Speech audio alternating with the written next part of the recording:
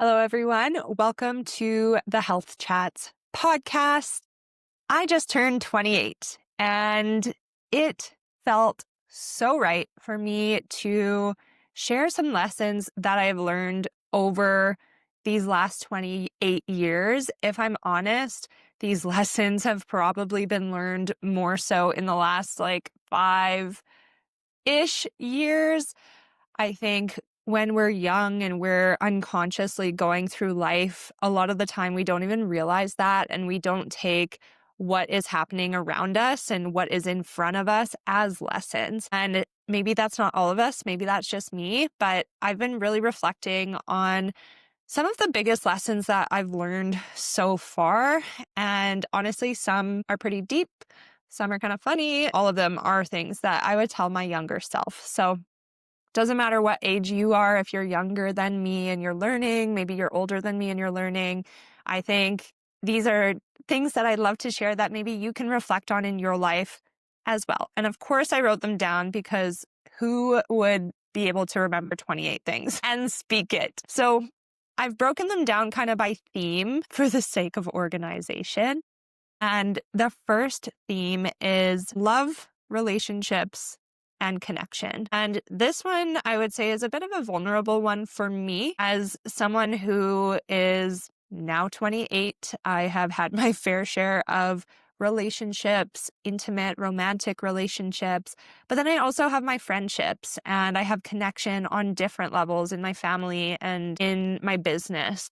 The first one I wrote down is that you can have multiple loves of your life and multiple soulmates. And I know this is true because I have my core people who have stuck with me. I'm going to make myself cry, who have stuck with me through some of the hardest times and see me as a human and love me regardless. And I think that to me, that's a soul connection.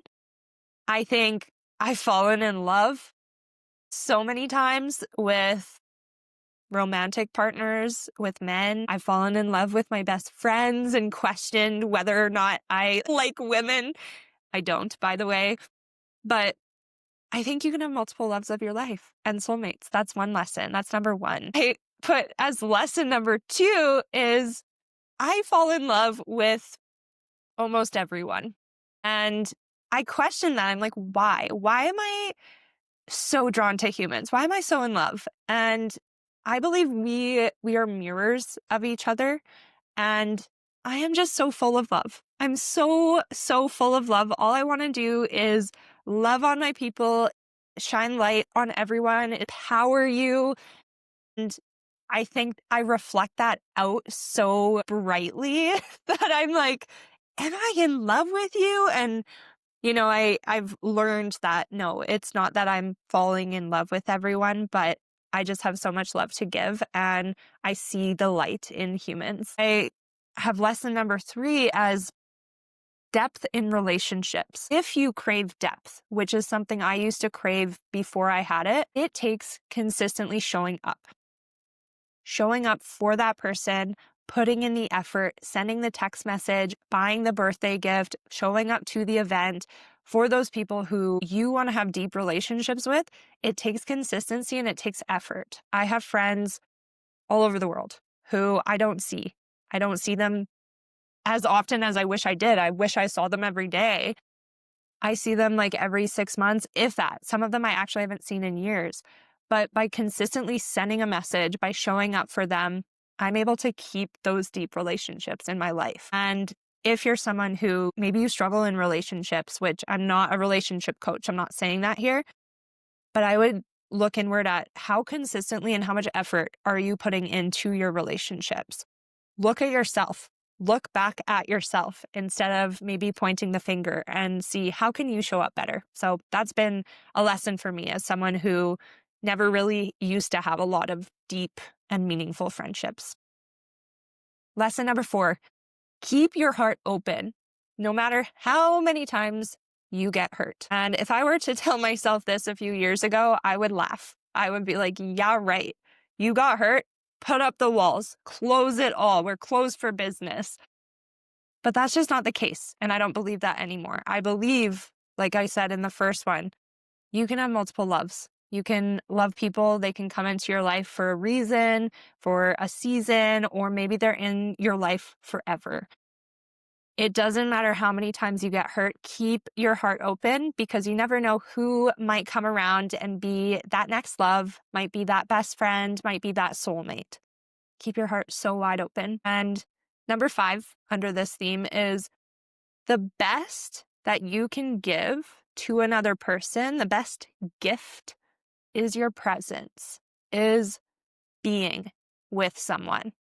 And I know this is true because I, just like the rest of us in 2025, I struggle with presence and I've made it such a big part of my journey to practice presence and practice being here, ignoring the monkey mind that's like, no, I could be doing this, I could be doing that.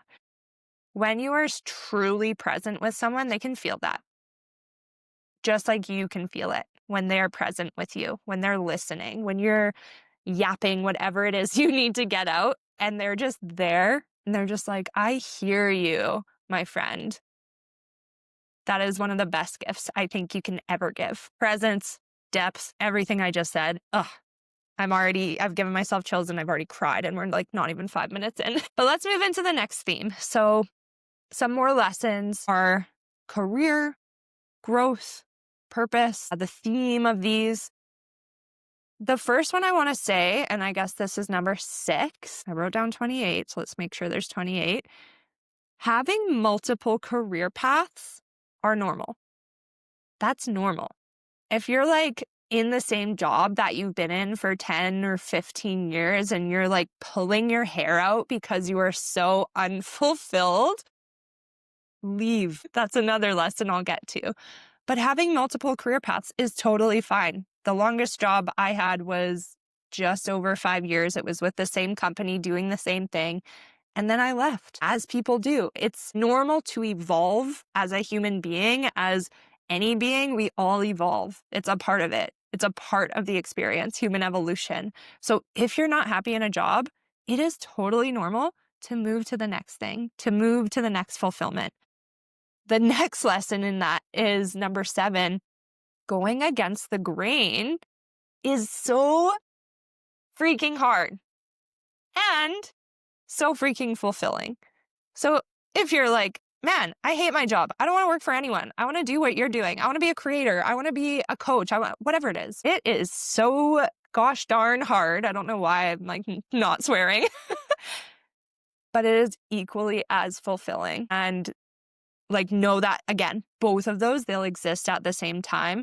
And the more you push through, the more you'll get to that fulfillment. But first, it is hard, especially if you've been in a career where you're used to getting a paycheck cut for you every 2 weeks. Number 8, you won't, and I'm going to say this louder for the people in the back, you will not grow your business. If you have just started a business today, you will not grow to 10K, 20K, 30K months in 10 days or in 20 days or whatever it is that the gurus are promising to you. And that's a lesson I learned the hard way by investing in a guru who promised me a guarantee. I'm sorry, we got to be a little realistic in life. It's just not going to happen. Will it never happen? No.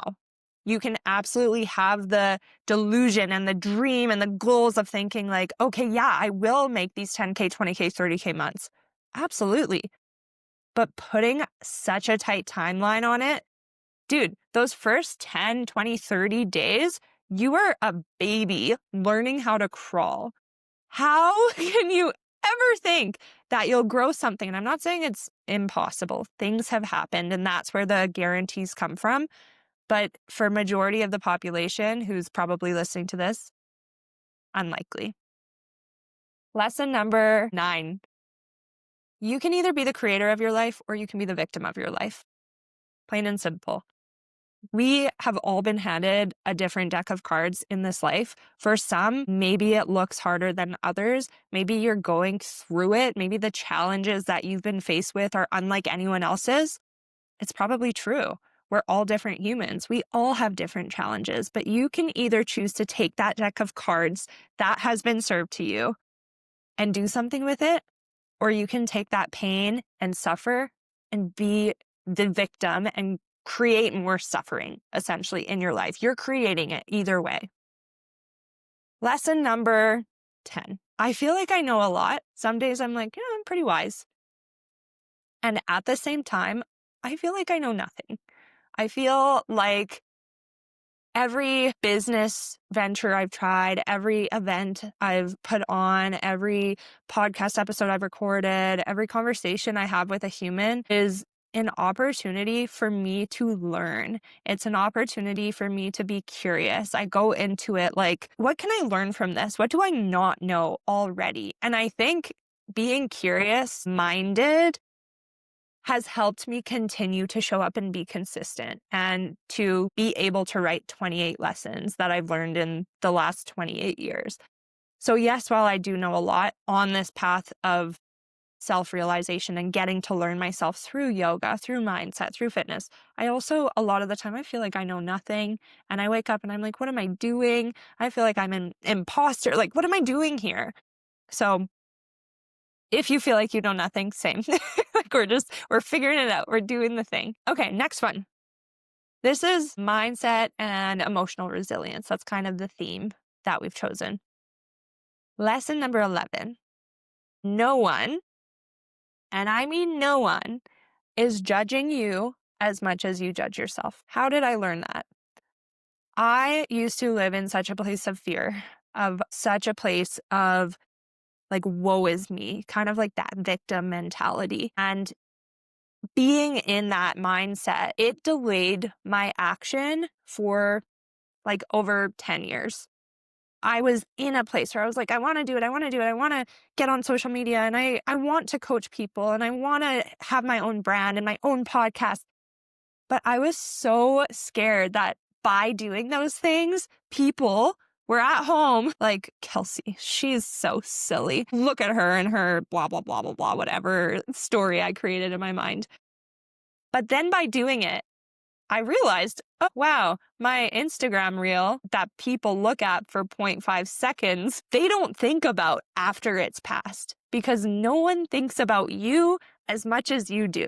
No one is judging you as much as you are judging yourself. So if you're delaying action because of fear of judgment, please take this as your lesson to just go. Just do it.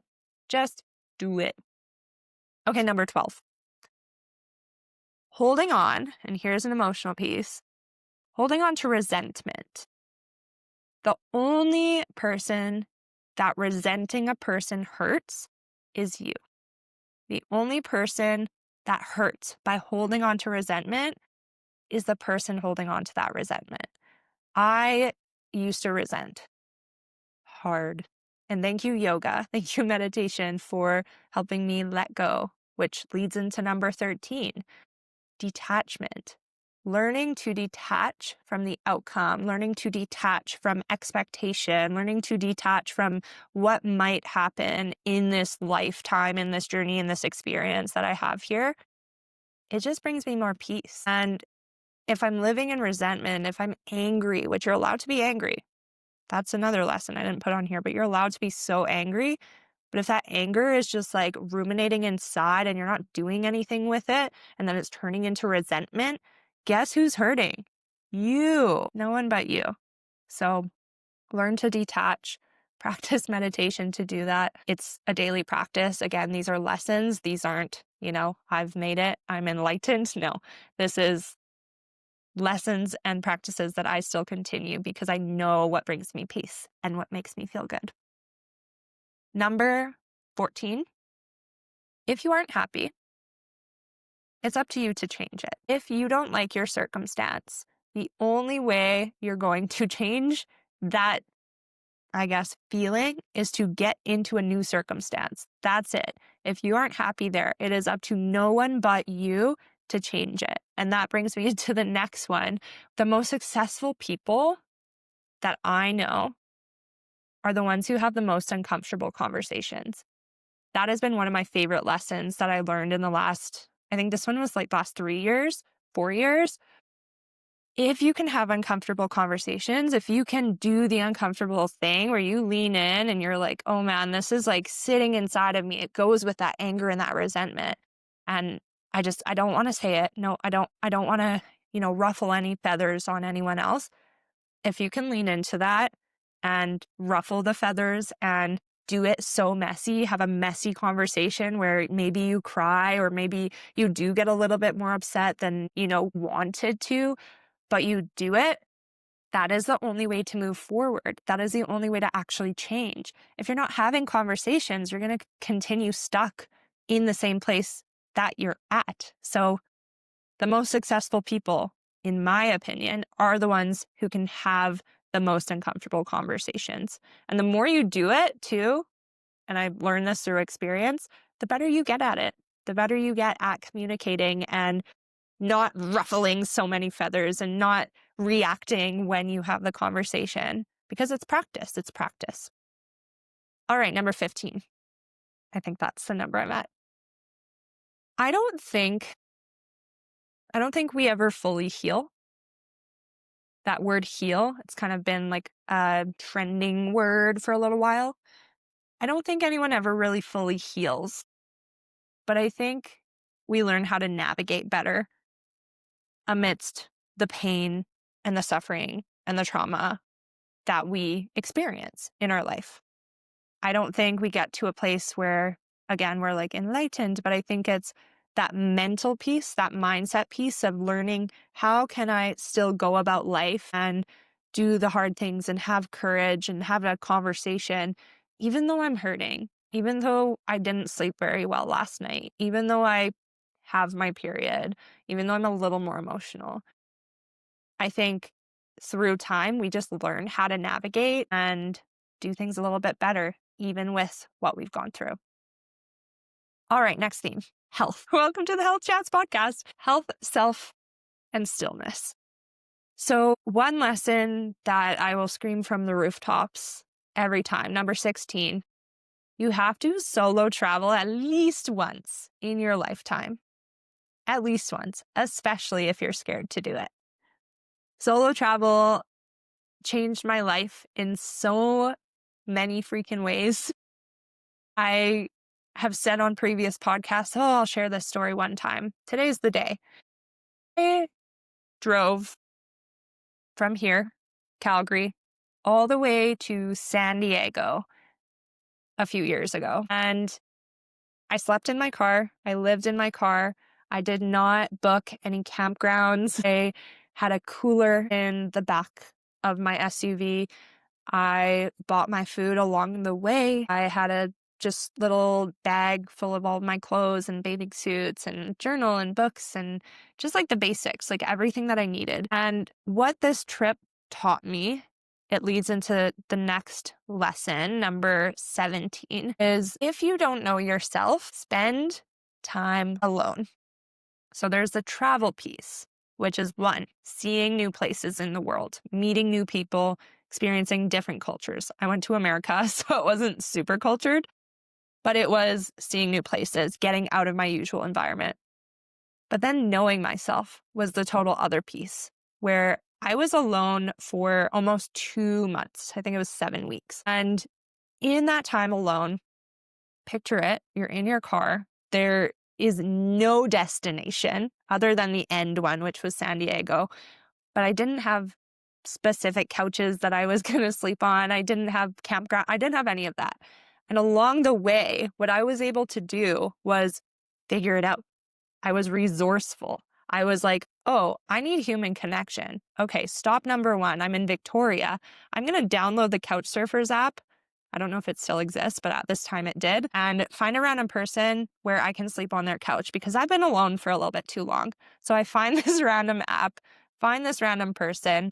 If he's listening, Mark, we're still in touch, which is really cool. And I stayed on his couch for the night. We chatted until like 2 a.m., woke up the next day. I made breakfast because I was like, it's a free place to stay. Let me at least pay you with breakfast. And then I left. And that was it. And if I hadn't given myself the chance to just like go live freely, I don't think I would have ever had that experience. And then I went down into the States and I slept by the ocean multiple nights, had no destinations other than, oh, I'm going to pull into this parking lot and sleep here. And it was like basically doing the thing which maybe is against the grain of not having rules and then asking for forgiveness if maybe it was wrong. So, a lot of these parking lots, it said no overnight parking. And so I was like, okay, well, I don't know where else I'm going to sleep. So I'm going to park here and I'm going to stay. And if they wake me up at 1 a.m. to move, then I'll move. And it didn't happen at all. I slept in parking lots right beside the ocean. I remember being down in Oregon on Cannon Beach, one of the most world-renowned beaches. It's gorgeous. Look it up right now. And I slept there. I woke up right next to the water. I walked down onto the beach in the morning, and the tide was super far out, so I could walk right up to the famous Cannon Rocks. And then I simply walked back. I drove to a cafe, I got my coffee, and then I continued on. Went down into the redwoods in California, and these are huge trees. I, for the first time ever, experienced what abundance is. Like, seeing that nature around me is huge and it grows and it doesn't limit itself. So why do we as humans, back to that other lesson, judgment? Nature doesn't judge. It doesn't look at the other tree and say, hey, dude, why are you growing that way? So why do humans? What else happened on that trip? It was a big trip. And for the purpose of keeping some of it for me, I'll stop there. But if you don't know yourself, spend time alone. After that trip, I knew myself better than anyone. I came home and I was like, okay, what do I know? I know that I love coffee. I love fitness. I love creating videos. I love yoga. I love meditation and mindfulness.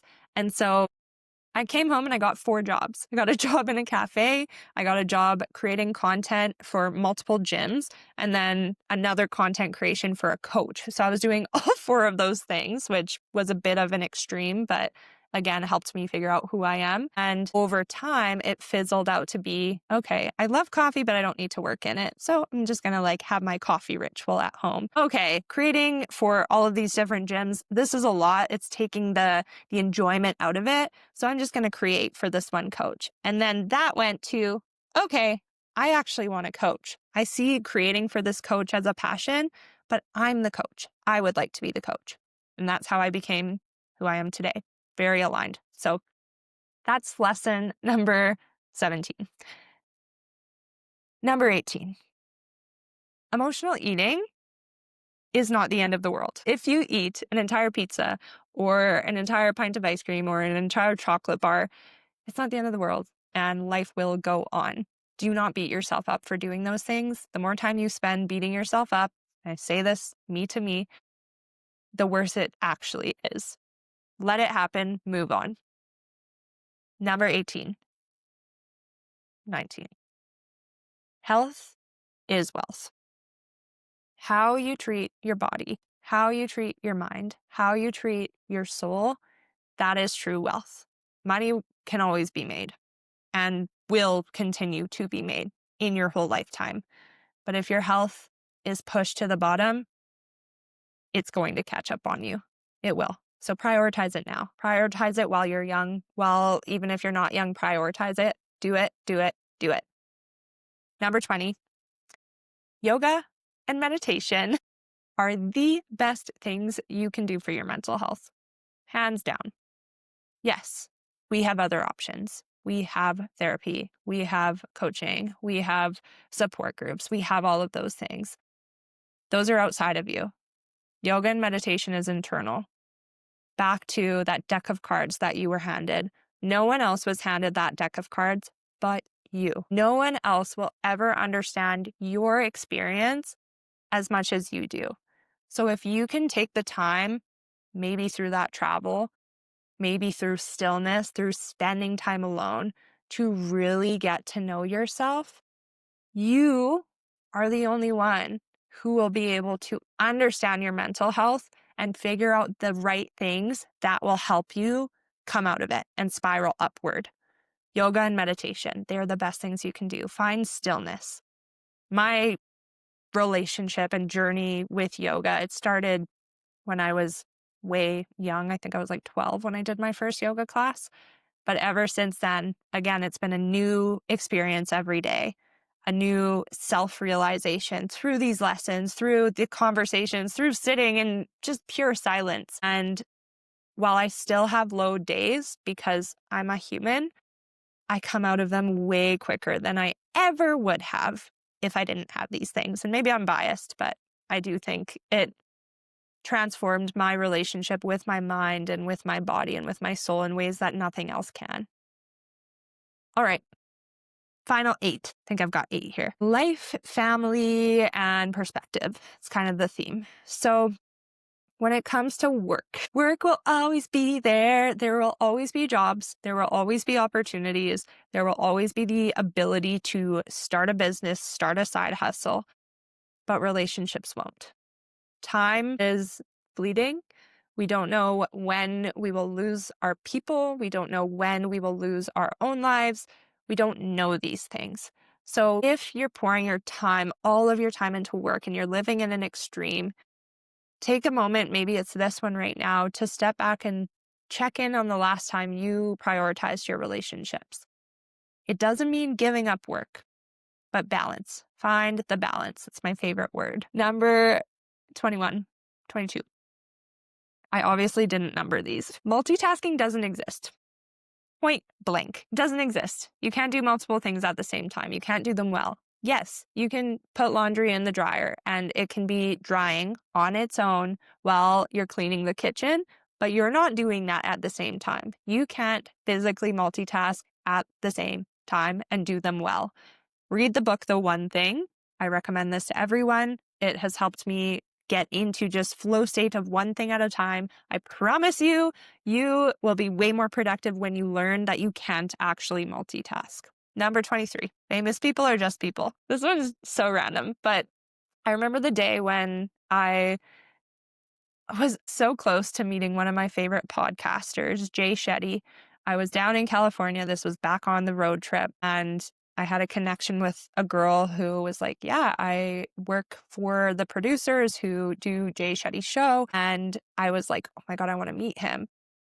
But I was down there and I was in the mental state of looking inward and was like, do I want to meet Jay Shetty right now? No, I don't even know what I'd ask him. What lessons am I going to learn from him? I was learning all the lessons from me. So that was a moment of ego death or separation where I was like, he's just a person. Like, what's he going to teach me? And I'm sure he would teach me a lot, but I learned a hell of a lot more from myself in that trip than I think I would have.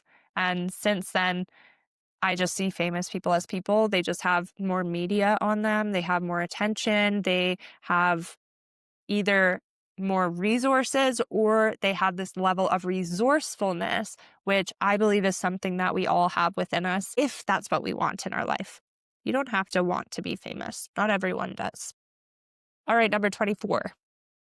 My parents aren't getting any younger. This one, I'm sure people can relate to. It's this weird thing when you become an adult where you realize that your parents are also adults and they're not like up here. Like maybe you've put them on a pedestal when you were younger, but we're all kind of the same and we're all kind of learning and we're all just like children on the inside or who are in these adult bodies. Except they're not getting any younger. While we might feel still young and excited and like ready to go, our bodies, they are aging. That's not an excuse for giving up, but back to relationships and spending time, they're really important. So just notice where you're spending your time. All right, 26. You can't run from your problems. I've tried. There's a quote. It says, wherever you go, there you are. True that. True that. I have been to Hawaii so many times. And I would say the last trip and 2 trips, it wasn't me running away. It was me actually doing more self work and internal realization. But were many times before that where I was like, you know what? No, this is hard here. I'm just going to peace out. But then it was like, oh no, here I am in the same spot, except it's more pretty and there's a sunset. So you can't run from your problems. Don't try. 27. Who you surround yourself with matters. Your people, the 5 people who you hang out with the most, are who you become. Pieces of them, bits and pieces of them are influence. If you don't know yourself, you will be easily much more influenced than if you have an idea of who you are. We should have friends. We need to have community. Community and connection is so important. And if you go into a community without having an idea of who you are first, you might pick up pieces of things that you don't want to pick up. So surround yourself with the right people and at the same time, know who you are.